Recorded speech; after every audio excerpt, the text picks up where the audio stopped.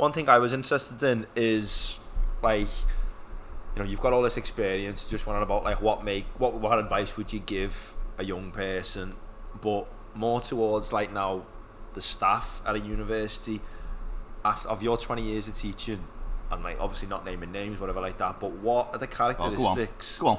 No. What are the characteristics? Like, no, I'll get to the question and then I'll give a bit of background, but what are the characteristics that make a good educator?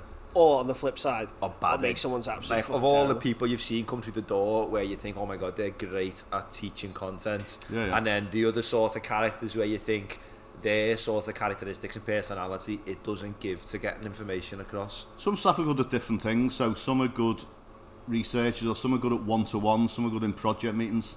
Some people are better at like capturing an audience, like projecting to so for me, audience.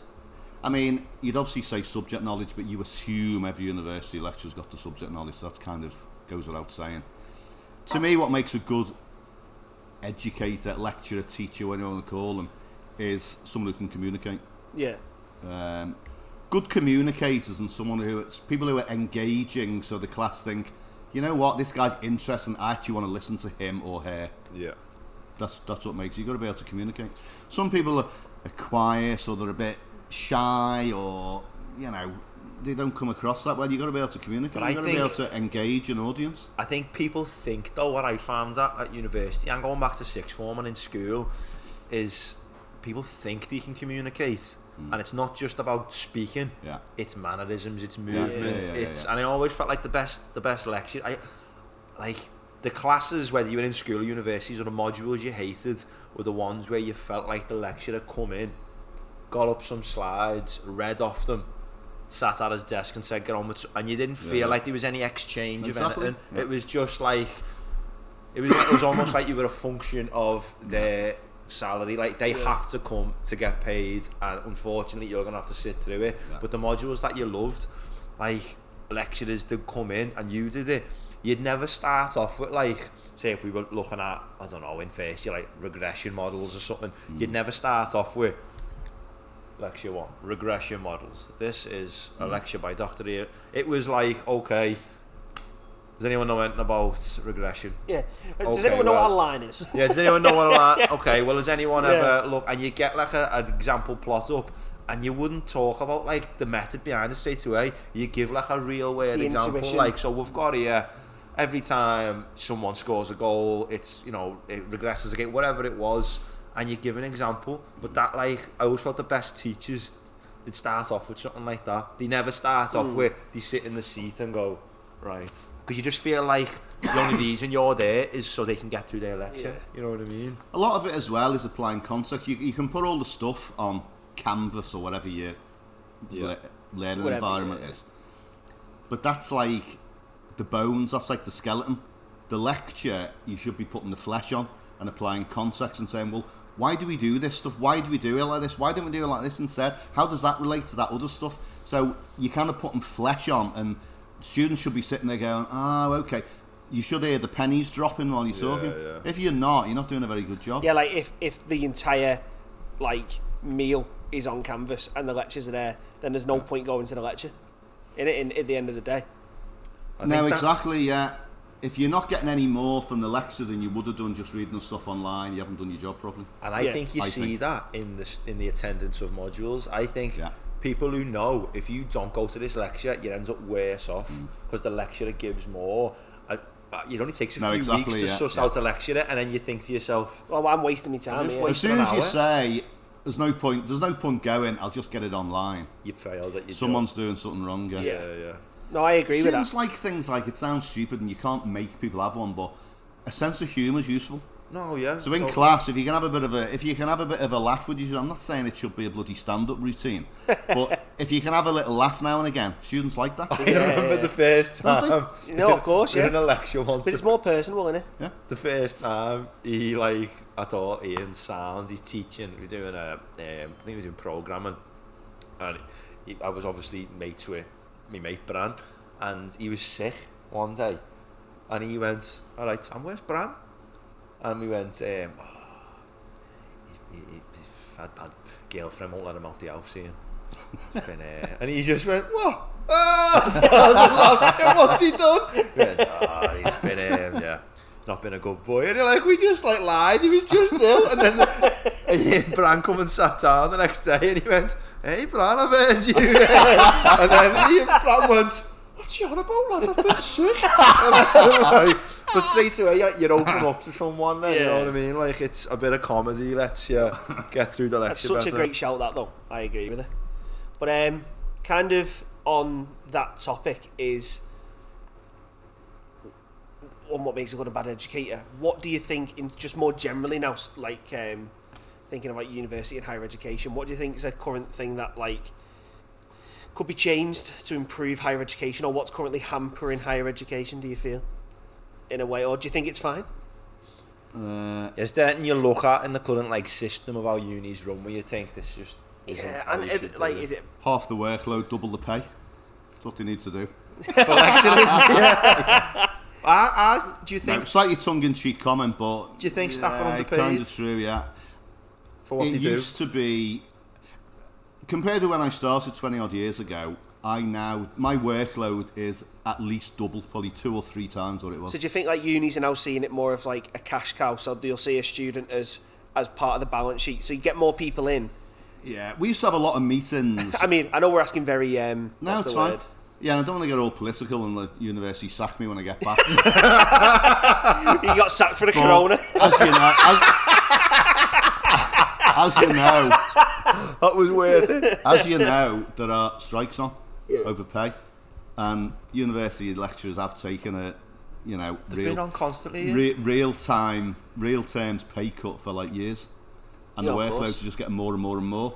So what's happening, sadly, is we're kind of hemorrhaging our best staff because they're going to get more money elsewhere. I may as well go into industry, earn double the money, and like get looked after better, because it's all the meetings we have had in the past were about teaching. How do you teach a specific concept? When you met together as staff, it'd be, I'm teaching this next week, that's interesting. When you've done that in the past, how have you done? You'd have lots of meetings that were kind of nice about academic issues. Yeah. Every meeting you have now is about bums on seats. How do you get more students in? How do you improve retention rates? It's just a business. It's just a business. It's just a big box exercise, and that's definitely, which I think's really sad. Well, no, it is, of course, because that's definitely not a localised issue, or it can't be. Oh, and University of Liverpool strikes all the time. And more importantly, that takes away the whole point of higher education and university. The whole point is it's supposed to be like, it shouldn't be this churning thing where we just get people in and get people out. Shouldn't be a cash cow. It's about you used to have time to think. You'd have time to go to the library, do some research, read some journal papers, go to conferences. Not because you had to go, because you had to meet a deadline and produce a paper and do that. You go purely because it was interesting, and you wanted to learn something. I totally agree with that. It doesn't happen now. Because, like with our masters, more pressure. When we did the masters, I really wanted to take time, because I think I realised then that education was probably, and academia was probably the way to go for me. So I realised then I wanted to do it, but with the amount of deadlines and stuff, you can't do what? You could just go and. So say if I found something interesting, I couldn't just go and sit. Not even a conference. I couldn't just go, well, that's interesting, I'm going to go sit in the library now for a couple of days and just learn it, because I'd have a deadline every week. Going back, in relation to that, but going back to what Ian said, there seems to be more pressure, less time, less pay. Yeah. But where did all these part-time contracts come from? Don't get me wrong, it's true of everywhere. It's every business, every company. It's not just university. I think everywhere it's more society. Want a bit more out of you, and if you produce that, they want a bit more. And if you can cope with that, bit more, and you just pile it on until you collapse. That's just life. That's not university. Specifically in universities, though, it does seem, as I was saying, they seem to be more based on what people are saying, full-time contracts 20 years ago. And now it seems like loads of staff are getting offered teach this module, and they're all part-time, and then once they've ran out, they're out. And that's at University of Liverpool. A lot of the strikes are because people are on part-time wages, casualisation of academia, and it stops you being fully invested in it, because your pay packet ends in March, your pay packet ends in September, and it just adds to this culture of like money rather than it's like academia. A gig economy. It's like the gig economy, but now in academia. So like, I'll go and take this for 3 months, or I'll go do this lecture thing. I'll do a show for 3 months at this venue, and then once it's ended. So there's no sort of cemented, like, you don't hear now of people just like staying somewhere. and then just researching it. Everyone hops, everyone's hopping on. Some students complain about the strikes, but they don't realise that long term it's affecting students as much or more than the staff. Just to keep the status quo. Because, I mean, you remember Steve, Steve Webb, Ross, Pogo, all these people, they've all left. These were our best staff. Yeah. So when you're losing your best staff, I remember enjoying there's a big problem. Of course. Because then so what you do is you keep not paying the staff properly and just upping the workload, upping it. What's going to happen in 10 years, 20 years? No one's going to want to be a university lecturer. No one's going to become a teacher. No one's going to go into academia because they're going to say, what do I want to do that for? Well, I said this to someone the other day. I so can't the remember. I was having a students will miss out conversation massively eventually. Because it used to be that, say, it was about teaching, but it was to do with like high school. It was like being a head teacher was seen as this job where it was like, you're a head teacher in a community, right? It's a really high thing. Same with university lecturers, whereas now it's becoming a thing where people go, if they have the qualifications to get there, they go, well, I'm not going to do that. Fuck that off. Yeah, because it doesn't have the advantageous draw it used to have. Yeah, and as you say, that's true. And as you say, if you start underpaying people, the people who you're not going to get the cream of the crop because the cream of the crop goes elsewhere, and then the people who end up lecturing in 20 years' time are the people who will just accept that low wage. Maybe they're not striving for a lot because they're just, and then the people when who you've been there 20 odd years like I have, you see all the changes. People who start now, they don't know any different. A student just thinks you're affecting my time. I know when I started 25 years ago, the environment was just massively different, totally different. Healthier in your eyes. Yeah, way healthier. Because you say that now, so now in the current academic climate, you're going to get to a point where people are going to do it because they love it. They're the people who are going to stay, even though they could earn more. But how long can you do something that you love? You can't rely on goodwill forever. Exactly. Yeah. It runs out at some point. It runs out, lads, yeah. It does. Yeah, well, yeah. Couldn't agree more, yeah. So another kind of arm to this, what's affecting higher education at the minute, is what do you feel like COVID's impact was on higher... And is it still having an impact? Because we were finishing our masters off when COVID hit, and we saw an instant impact in how it was. Yeah, you worked all the way through it as a lecturer. Yeah. So what was it like? COVID was huge because the whole lecture thing went. So that whole what we've just discussed, what a lecture's good for, and yeah, we did them online, but it's not the same. Yeah. Just talking to a load of like blank rectangles with people's names on. Because no one will be able to turn the camera on. Someone's sitting behind the computer downstairs having the tea and they've just left it on. Yeah. There was one, should I say this? Probably shouldn't really. There was one student who had left his camera on in the bedroom and he's in bed with his bird. On the on Zoom it was at the time. Jesus. But like that was hard work, lecturing to like just a screen. But like, because you couldn't do the lecturing, and what we're particularly good at as John Moores is like stuff like student support, having a good relationship with the students, all that side which you well know about. That all went. Yeah. Because you're doing everything remotely. So, what was I going to say? I lost my train of thought. Student support remotely, lost it at John Moores. John Moores was good. Lectures, blank screens. Yeah, I was going to say something specific. Well, maybe I'll re-jog it now because we were talking about it before, where we got into like sort of what makes good education system, and the whole interaction is what makes it at John Moores and at every uni. I would imagine it's coming in, and I'm so glad that I did my degree when I did it, because although COVID now, the worst of it is gone. The effects of online teaching, online working from home, working away from home, that will never go now. Yeah. And it's okay. I think research staff are okay online, and I think people who are researchers and lecturers, I don't know whether they're being whether it's me calling them selfish, but obviously they love researching, so that's the main priority.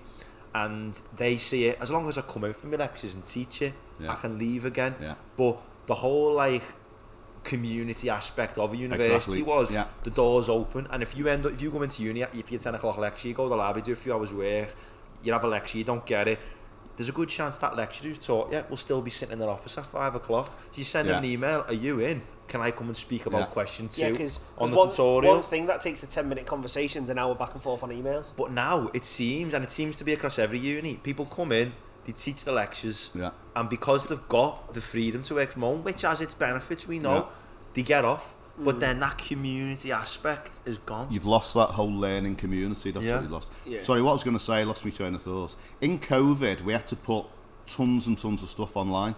So we had to put absolutely everything on. So lots of stuff you'd cover in a lecture and you'd chat about, you had to put it on. You had to provide videos, mini videos for different concepts, video your lecture, every solution to every single thing, lock, stock and barrel was on there.